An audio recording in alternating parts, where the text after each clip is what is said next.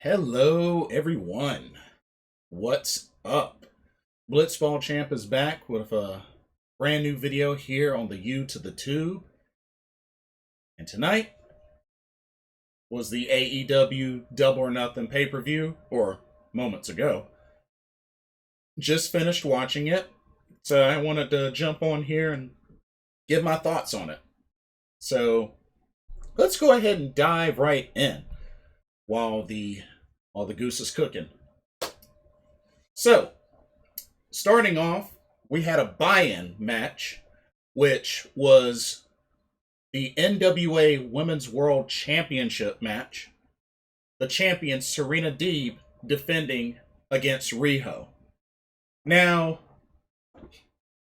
let's all remember that Riho actually defeated and eliminated Serena Deeb back in the AEW Women's World Championship Eliminator Tournament that happened about a few months ago.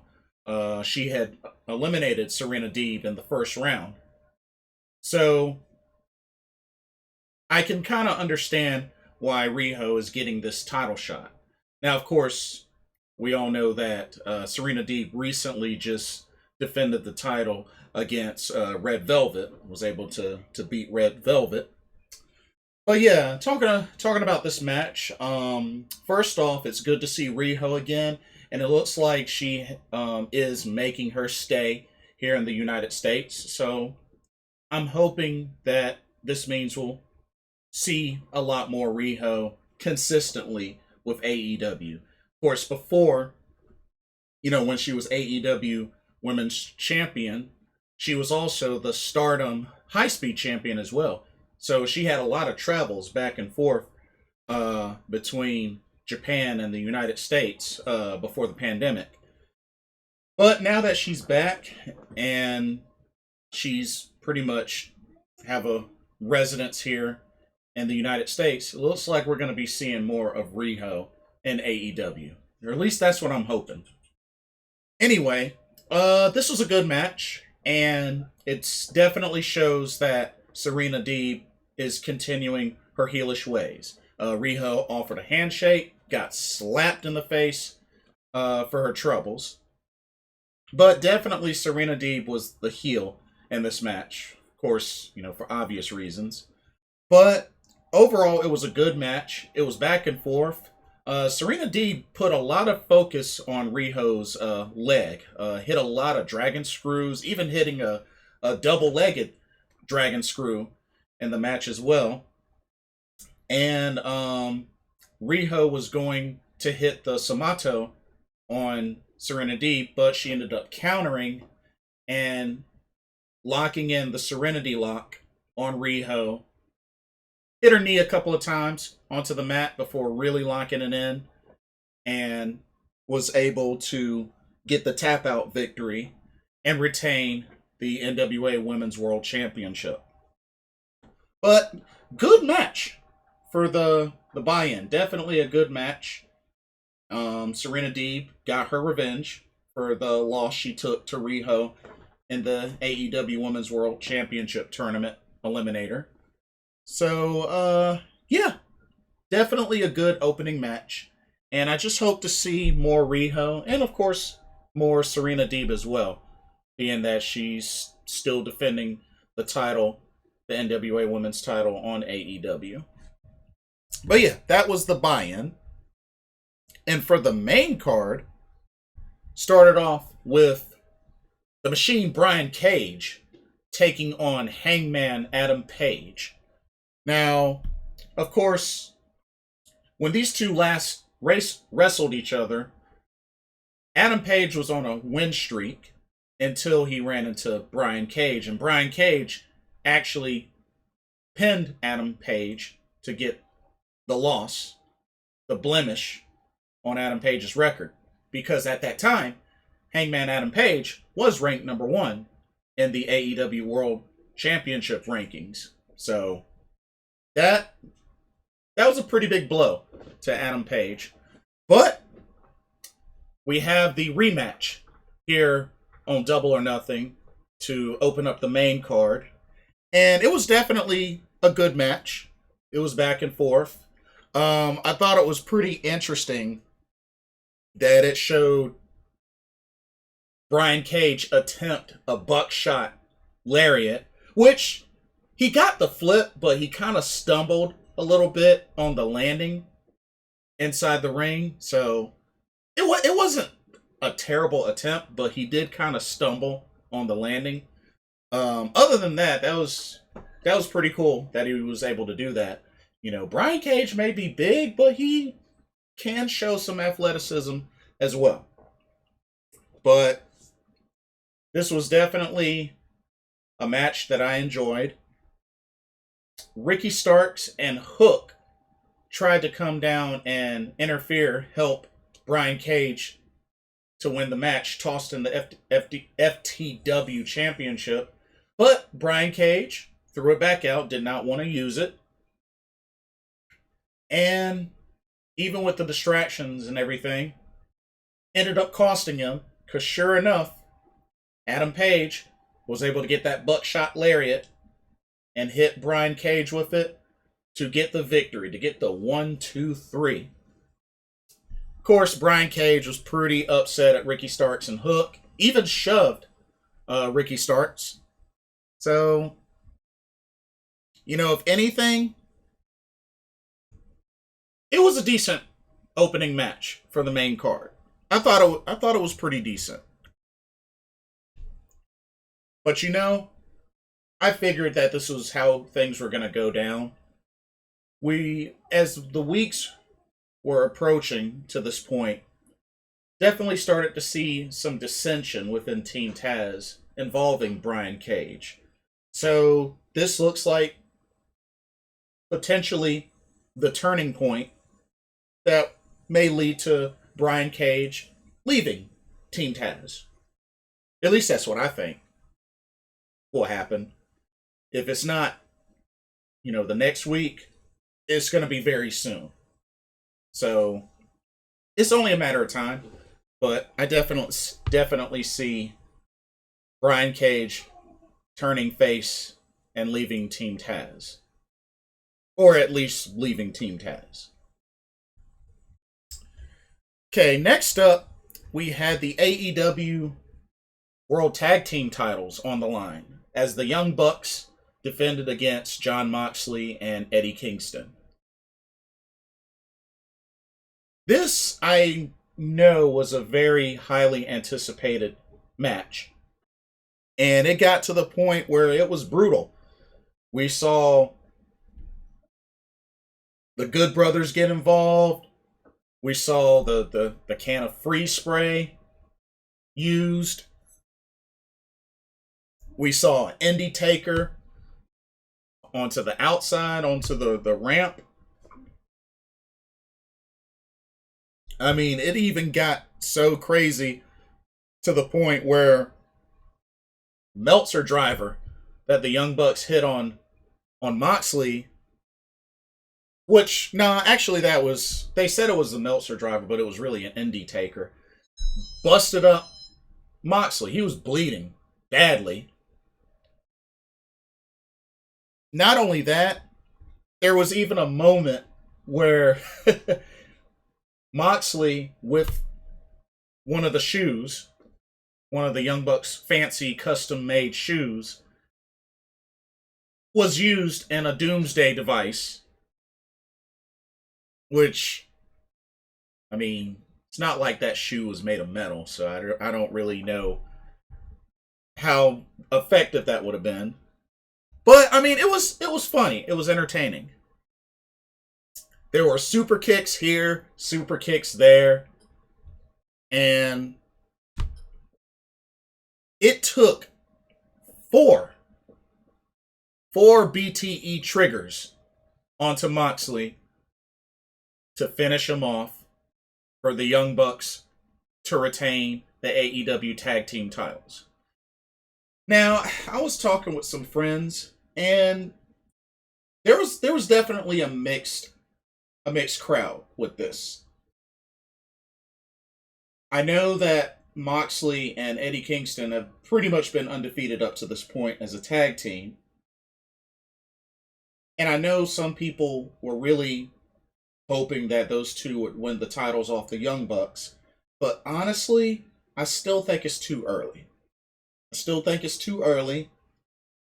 It wasn't too long ago that the Young Bucks won those titles. So I still feel like they need to hold on to them at least until another pay-per-view, or maybe the pay-per-view afterwards. We have Full Gear. Wait, excuse me. We have, I think we have All In and then Full Gear. So All In September, and then I believe Full Gear in November. Somebody correct me if I'm wrong. But I think they need to hold them a little bit longer. Just a little bit longer. Now, I'm sure maybe at some point Mox and Kingston will get a rematch at some point. But it was also said that actually Pac and Penta El Cierro Mero are going to get the next tag title shots. So have to keep an eye on that. Looks like that's going to be on Dynamite. That was one of the things that they announced. But something to keep an eye on. But this was definitely an entertaining match. And I'm not surprised that the Young Bucks retain. I felt like that was the good call. That was the right call. And say keep the titles on them a little longer. At least for another pay-per-view. But overall, good match. I had no complaints. And then we had the Casino Battle Royale. Now, I was really shocked that Christian Cage was the first one to enter. Of course, they had a set number of wrestlers per card suit. And of course, you have 4 hearts, diamonds, clubs, spade. And then you had the Joker, which the Joker always comes in last. So they had everybody come in one after the other when each suit was announced. And then after one suit came in, 3 minutes later, the next suit would come in. And it would all come down into everybody was in and the Joker was in. And then it's last man standing over the top rope. Last man standing, last man left. But yeah, Christian Cage was the first one announced. Not only was he the first one announced, but he also ended up being in the Final 4 and also being one of the last 2. So the Final 4 that came down were Christian Cage, Matt Hardy, Jungle Boy, and the Joker, who ended up being the man of the hour, Lio Rush.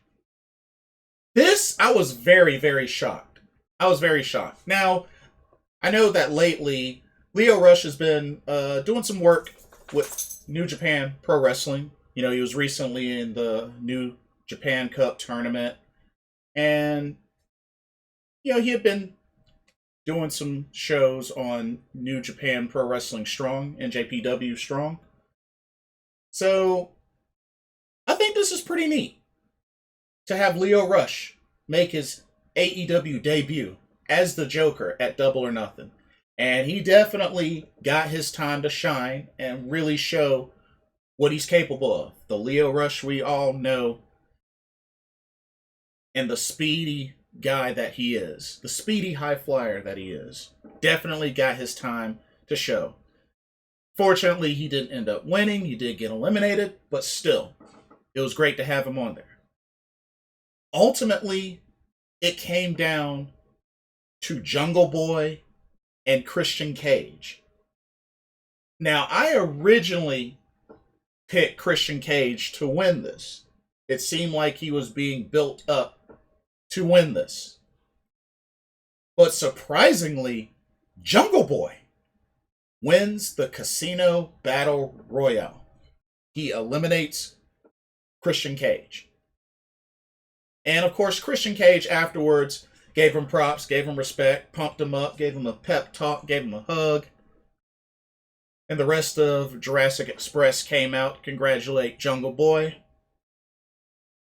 And it's been booked. So in 2 weeks, I believe they said in 2 weeks, Jungle Boy will get his AEW World Championship match. But I gotta give him props. The crowd was very much high on Jungle Boy, which, you know, he's a fan favorite. He's definitely a fan favorite. I love Jungle Boy. I love his charisma. I love his in-ring skills. Dude is amazing in the ring. So I'm just really glad to see Jungle Boy get showcased and get this title opportunity. Not who I would have chosen, not who I would have thought would win this, but hey, I am cool with this. I am definitely cool with this outcome. I like Jungle Boy. I think he's excellent. But we'll see what happens in 2 weeks. I feel like whoever he goes up against will definitely have a good match. Without a doubt. Next up, we had the singles match between Cody Rhodes and Anthony Ogogo. To be honest with y'all, I really did not care too much for this match. I mean, I kind of sort of took a little bit of a bathroom break and a phone call, but I still was able to catch most of it. There was a gut punch. Early, there was a gut punch.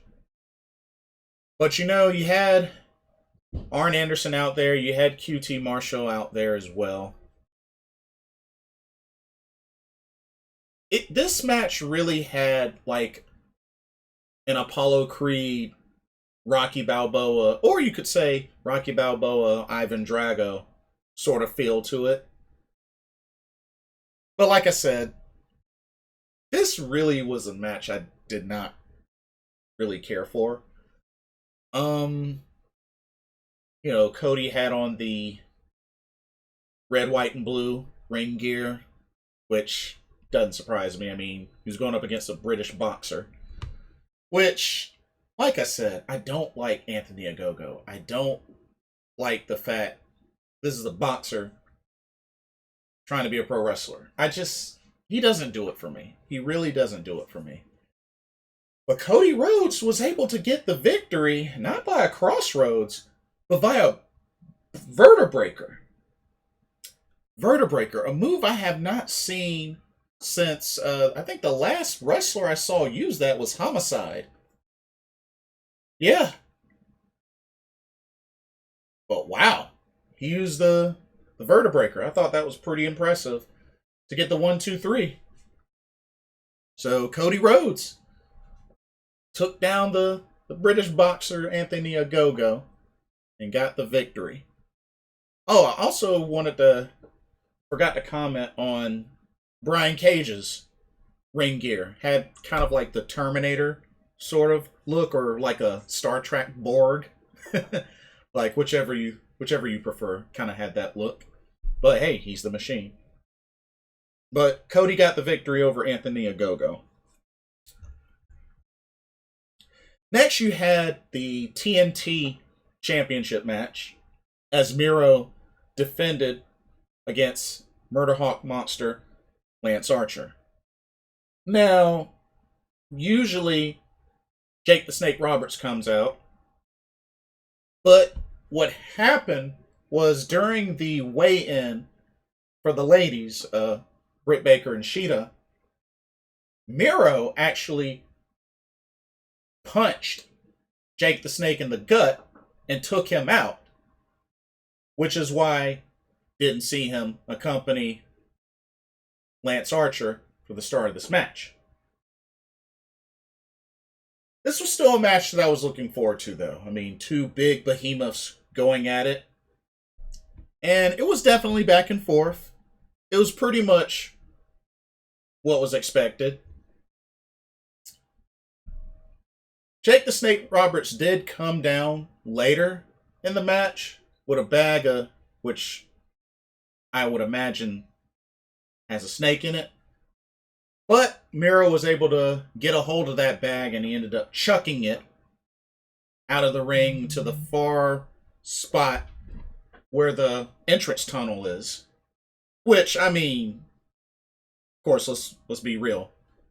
There was no snake in that bag. But it's kind of weird because normally I felt like that was a small bag. Me personally, I felt like that was a small bag. And I would think Jake the Snake Roberts, whenever he has a snake in there, it's kind of a much bigger bag. Much bigger.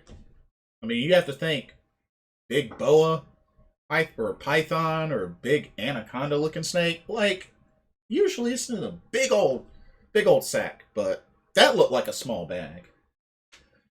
Anyways, didn't really work on Miro. Miro was eventually able to hit Lance Archer with the Machka kick and was able to slap on the game over on Lance Archer and wrenched it back to the point where it made Lance Archer pass out. And Miro was able to retain the TNT Championship. And like I said, this was the right call. Some may have thought that maybe this match took place too early. I mean, with the fact that it wasn't that long ago that Miro even won this title. But this was the right call. This was definitely the right call. I think Miro is going to ride the momentum as champion for a while. Keep him strong. This is good. This is definitely good. I mean, he's already going to be defending it a bunch on Dynamite, I would imagine. Especially with as much as Darby Allin defended the title. So I still expect to see the same for Miro as well. Okay, and then we had the AEW Women's World Championship match. The champion, Hikaru Shida, defending against Dr. Britt Baker, DMD. Of course, both of them coming out with new ring gear. Britt Baker had the black and red, like bloody gear. And Hikaru Shida came out wearing white. Really, really cool looking gear. Okay. This match in particular, unfortunately, there were a couple of botches in this match. One including off the turnbuckle. It looked like Shida was trying to put Britt Baker into a flatliner or to a Samoan drop, but that didn't work, so had to switch it up to just a suplex.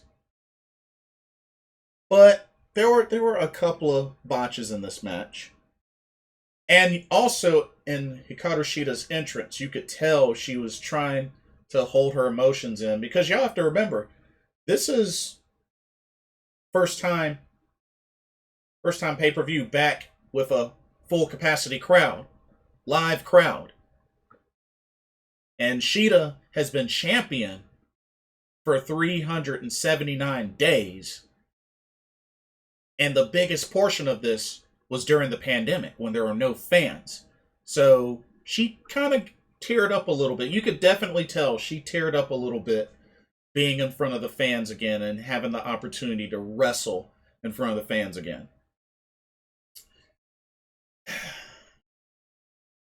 Now, of course, there wasn't without plenty of interference from Rebel. Not surprised. There were a lot of close falls. There were a lot of lockjaw attempts. Ultimately, and I was really shocked.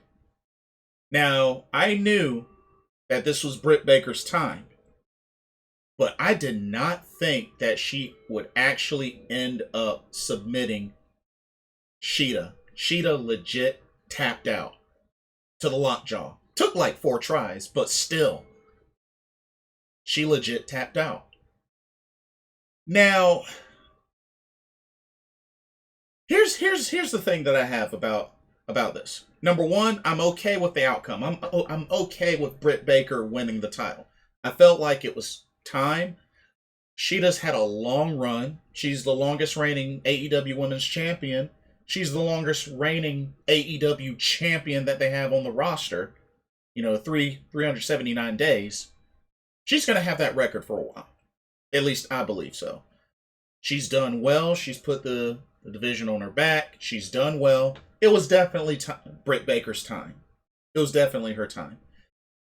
Here's my overall problem with the match. One, there was a spot where Rebel accidentally hit Britt Baker with the crutch. Two issues that I have with this idea. Number one, the ref clearly saw it. And two, Britt Baker kicked out of it. After the penalty that followed, she kicked out of it. Now, typically in scenarios like that, where the heel or the heel manager inadvertently hits the heel wrestler, typically the face takes advantage, leading to a victory. And two, being that the referee clearly saw the crutch spot, you would think that would be an instant disqualification, but it wasn't.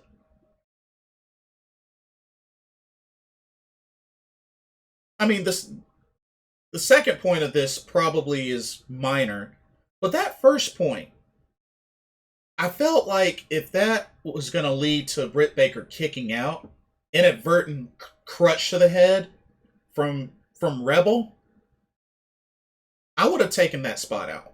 I would have taken that idea out because it doesn't look right. It doesn't look right and it doesn't make sense.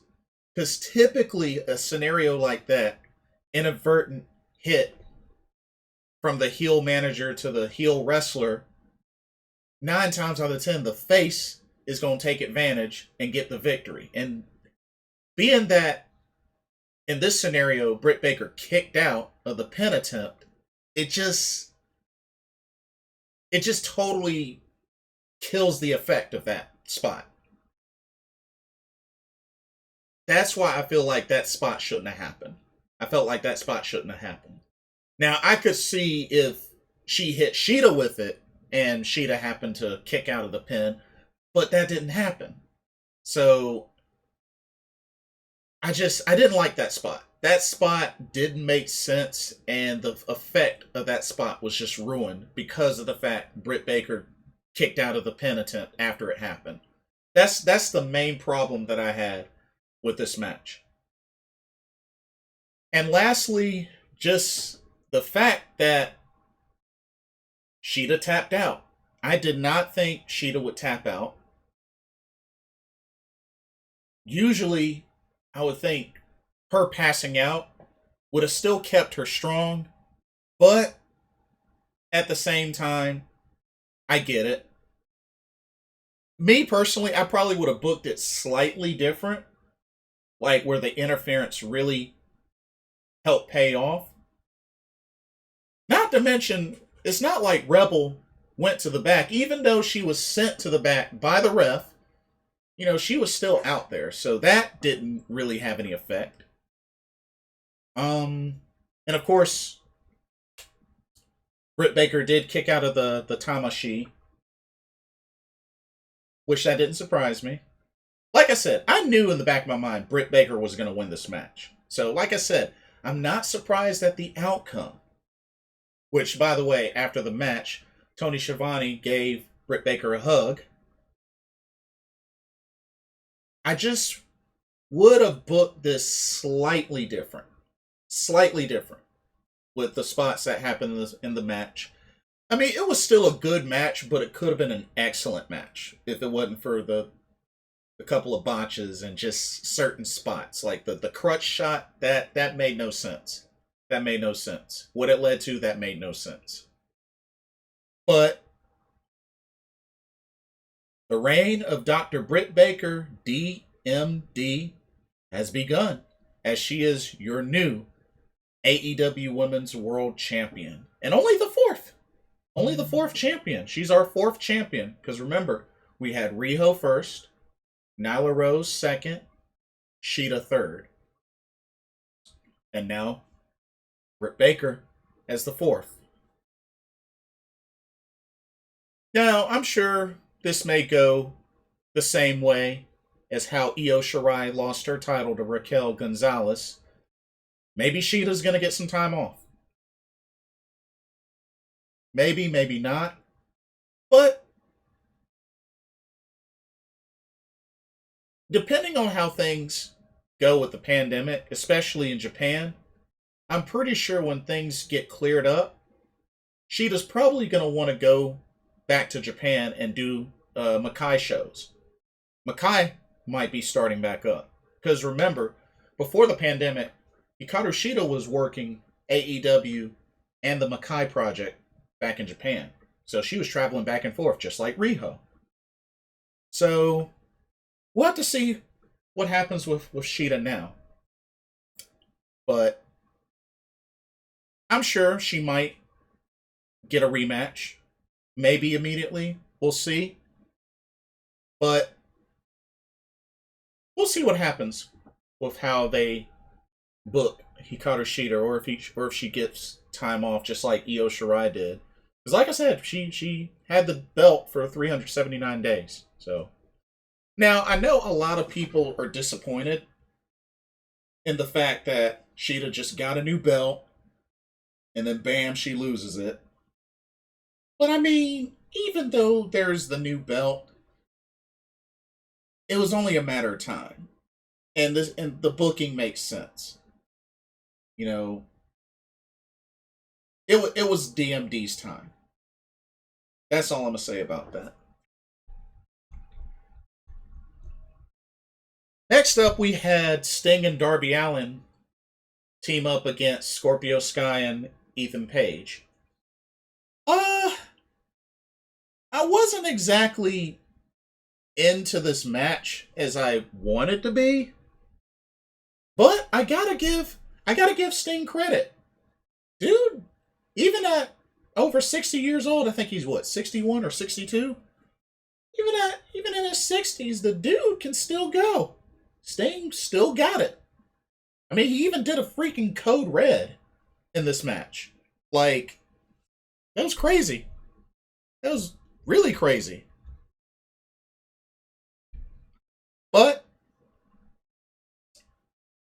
ultimately, Sting was able to get a Scorpion Death Drop to get the victory for him and Darby Allin, and to give Scorpio Sky and Ethan Page their first loss as a tag team.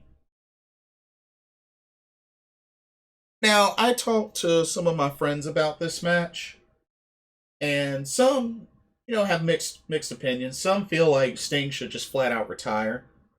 And some of them are Sting fans, but feel like he needs to flat out retire. I really feel like Sting is being saved for segments and for pay-per-view matches. I feel like that's what AEW is going to use him for. Segments, or just, him having Darby Allin's back, or for pay-per-view matches. Because you have to also remember, what was the other match that he had before this? Was that the previous pay-per-view? With him, Darby Allin, and Team Taz. So, this doesn't surprise me. But it looks like that's what they're going to do with Sting. And I'm okay with it. Because at the same time, the dude is in his 60s. So I don't expect him to work a whole bunch of matches in a row or get, that much action. So, this was good. This was good. Everybody got to see Sting. There was a live crowd. Got to see Sting wrestle. This was a big win. I wasn't as into this match as I was hoping, but the match itself was still a big win. Being that, we have to remember, in front of a full capacity live crowd. So, good stuff. We had the AEW Championship triple threat match. Kenny Omega defending against Pac and Orange Cassidy. This was a very, very wild match.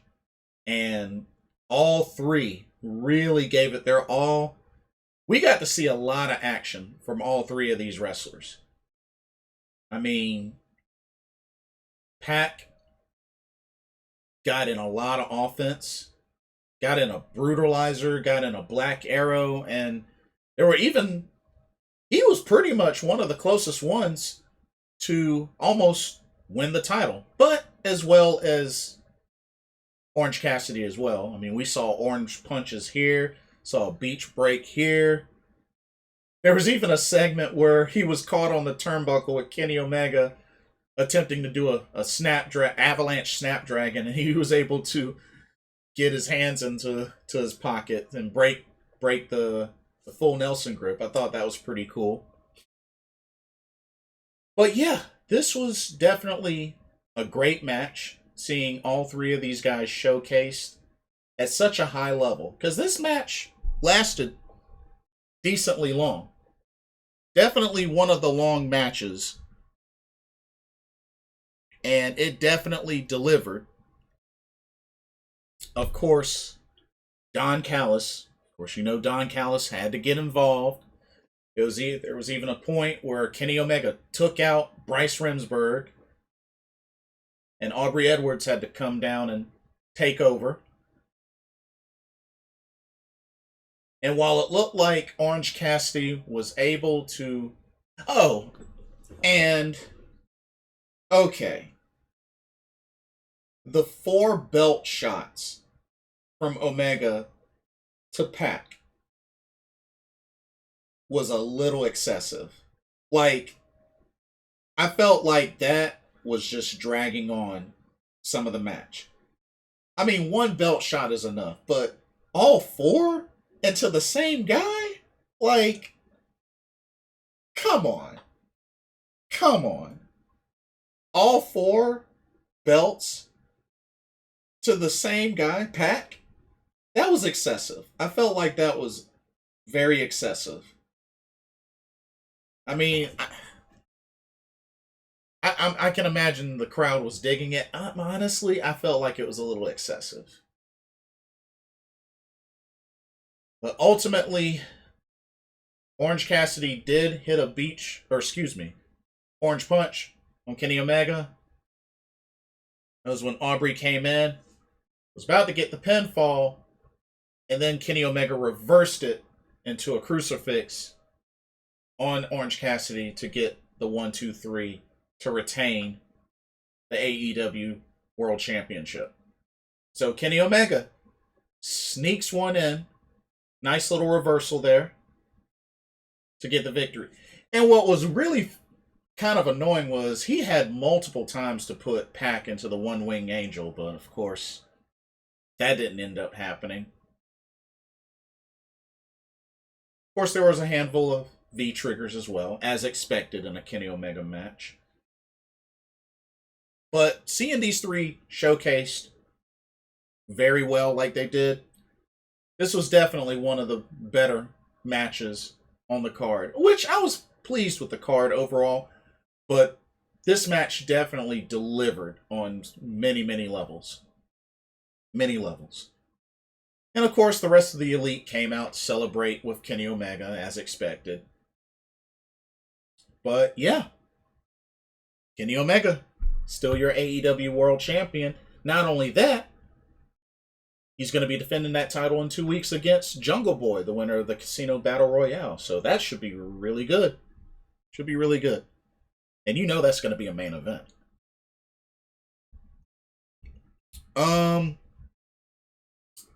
They also announced information about AEW Rampage, the upcoming new show that's going to take place August 13th on TNT at 10 p.m. And a special analyst assigned to that show ended up being the world's strongest man, Mark Henry. I did not see that coming at all.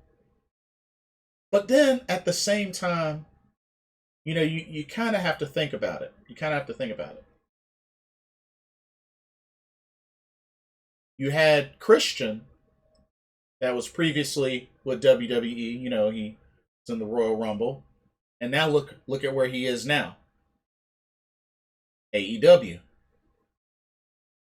Big Show, same thing. He was with WWE, and he's with AEW, and now Mark Henry. That's crazy.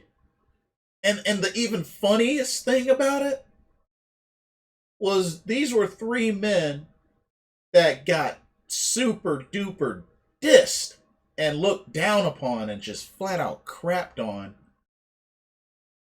by Randy Orton back in WWE. Isn't that funny how things work out for them? They got dissed so badly by Randy Orton that they ended up now on AEW. Christian, the Big Show, now Paul White, and now the world's strongest man, Mark Henry. Wow, that just beat all. That's all I can really say. And then the main event was the Stadium Stampede match. The Pinnacle versus the Inner Circle. Of course, MJF came out in a nice little long white stretch limo. Then the Inner Circle came out with the zipline rappelling ropes from, I believe, a scoreboard side of the stadium. Either there or the opposite side, but yeah, or one of the billboards. But yeah, they rappelled. Each member of the Inner Circle rappelled down from there as their entrance together. And then the rest of the Pinnacle ended up coming into the stadium in that, what was it, like a fancy pickup truck? That truck that usually FTR and Tully Blanchard come in. But of course, Wardlow and Shawn Spears was there as well. And then that's when the brawl started. After they arrived, the brawl started. Because before, they had chased MJF back into that white stretch limousine, and nobody else was there, and then that's when the rest of the Pinnacle came in. But yeah, everything started out inside the stadium on the field, and then things started to spread out more and more. And the way everything was split up, it was MJF and Chris Jericho, as expected, Sammy Guevara and Shawn Spears. We had FTR against Santana Ortiz, and of course Tully Blanchard was there. And of course, Jake Hager and Wardlow went up against each other. So everybody was split properly, as expected. And pretty much this brawl went all over the place. From meeting rooms to conference rooms to the kitchen to the freezer to cargo area. It went all over the place. Back into the upper stands, back into the ring again. Of course, they had the ring in the stadium. And even in a disco bar. Even took place in a disco bar. Overall, very entertaining match. I really liked how in the disco bar they had Santana and Ortiz and FTR share a shot together. They toasted and shared a shot. I don't know if that was tequila or whiskey or vodka, whatever.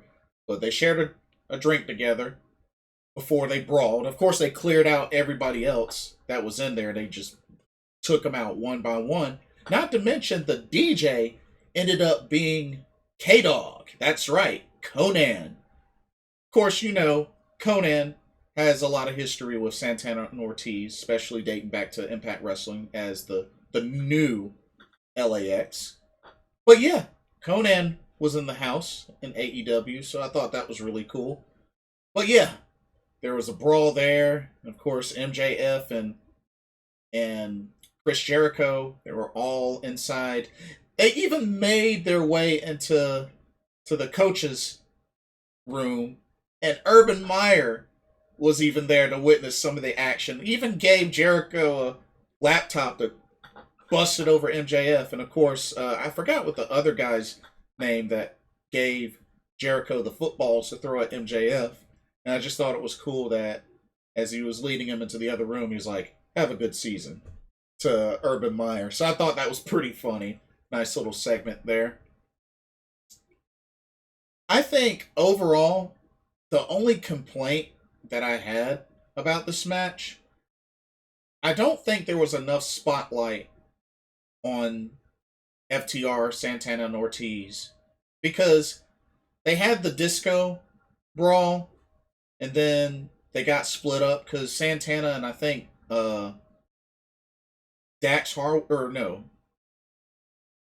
Dax Harwood, I believe, got separated into one of the elevators, and then they didn't cut back to them until after the match was over. So I felt like they could have put some more spotlight on the two tag teams, Santana and Ortiz and FTR, in this match. Because I felt like they did pretty well with Sammy Guevara and Shawn Spears, with Jake Hager and Wardlow, and of course with MJF and Jericho. I gotta definitely give AEW big props that this time around, Sammy Guevara and Shawn Spears got the final spotlight in this match, as they fought up into the point where they were back into the main ring, and Sammy Guevara was able to hit the GTH, was able to kick Shawn Spears into a chair on the turnbuckle, wedged into the turnbuckle, and then he proceeded to hit a 630 on Shawn Spears, got the pin for the 1-2-3. Inner Circle wins Stadium Stampede. Therefore, the Inner Circle stay together and don't have to disband. So, Inner Circle are now 1-1 in the Stadium Stampede match. Of course, remember last year's Double or Nothing, they had the Stadium Stampede match against the Elite, which was made up of, what was it? Kenny Omega, Adam Page, the Young Bucks, and Matt Hardy. So, yeah, they're 1-1. And then everybody came back to the ring. Everybody in the inner circle came back into the ring, and they all got to celebrate together. And of course, it was amazing getting a chance to hear the live crowd, the full crowd, singing Judas on the entrance and also in the ending of this match. So that was really, really great.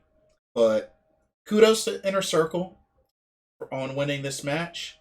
And this was an excellent match. I definitely enjoyed this Stadium Stampede just as much as I enjoyed last year's Stadium Stampede. So, 2 for 2. Love it. Now, the only thing that I wonder is how are they going to decide what to do for the rubber match? Because I'm pretty sure there's going to be a rubber match between the Pinnacle and the Inner Circle. Of course, the Pinnacle won the match at Blood and Guts. Inner Circle won tonight at Double or Nothing, Stadium Stampede. So I really wonder how they're going to decide the rubber match. What kind of match can we look forward to for the rubber match? That should be interesting. I think that'll be really interesting. So we'll have to wait and see. But overall, definitely 2 thumbs up for this pay-per-view. I enjoyed each of the matches. Like I said, I wasn't really that into Cody Rhodes versus Anthony Ogogo. The AEW Women's title match could have been better. The match was still good, but just there are a few things that they could have done better with that.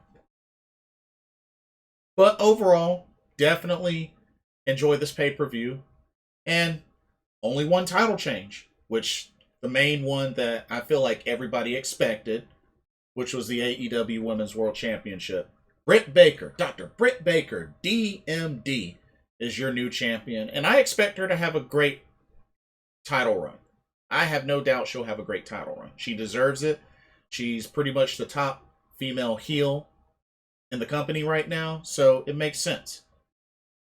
You know, Nyla Rose was a monster heel at one point, but she didn't have the title that long.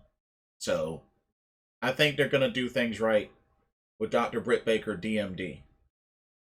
But I do hope that at some point, I would like to see Statlander, Ty Conti, especially Ty Conti, or maybe Layla Hirsch get a title shot or potentially dethrone Britt Baker. Of course, definitely not even close to anytime soon. Way in the future. But we'll have to see how the women's division looks. I do hope that at some point Britt Baker does defend the title against Nyla Rose, because we have to remember, Nyla Rose does have Dr. Britt Baker's number. Because remember, in the Eliminator tournament, she eliminated Dr. Britt Baker. So I think it would be nice to see those two go at it for the title to give Britt Baker a chance to defeat Nyla Rose. I think that still needs to happen. So hopefully that'll happen soon to, get that out of the way. But that needs to happen at some point. Anyways, that's it. That's pretty much it for this year's AEW Double or Nothing. And like I said, they announced that we got All Out coming up. I believe that's September. And then November is Full Gear. So All Out will be in Chicago, Illinois. And then Full Gear, I believe they said, will be in St. Louis, Missouri. Somebody correct me if I'm wrong. But All Out in September. Full Gear in November. So definitely looking forward to that. And I think that's the only two remaining pay-per-views that AEW have for this year. And like I said, I think it's good that they're spacing these out like they are. It's not dang on 12, 13 pay-per-views a year like WWE is doing. They're spacing them out at a good pace. I mean, if you ask me, I wouldn't have a problem with just seasonal. Maybe do 4 a year. Because pay-per-views need to be special. They need to be special, and they need to be your best shows. And I got to give AEW credit. They tend to do their best to aim pay-per-views to be their best shows. They're loaded cards, each title defended, high-stakes matches, stuff like that. The pay-per-views need to be your best shows. No questions asked. So, give kudos to AEW for this year's Double or Nothing. But that's all that I have. Let me know what y'all thought about AEW Double or Nothing. Did you enjoy it? Did you like the matches? Did you like the outcomes? What didn't you like? Let me know what y'all thought. Like, comment, subscribe, click the notification bell so you don't miss any video. And thank you so much for watching. This is Blitzball Champ Jason Ingram signing off. Hope everybody has a blessed week and a blessed Memorial Day. And I will see y'all soon. Salute.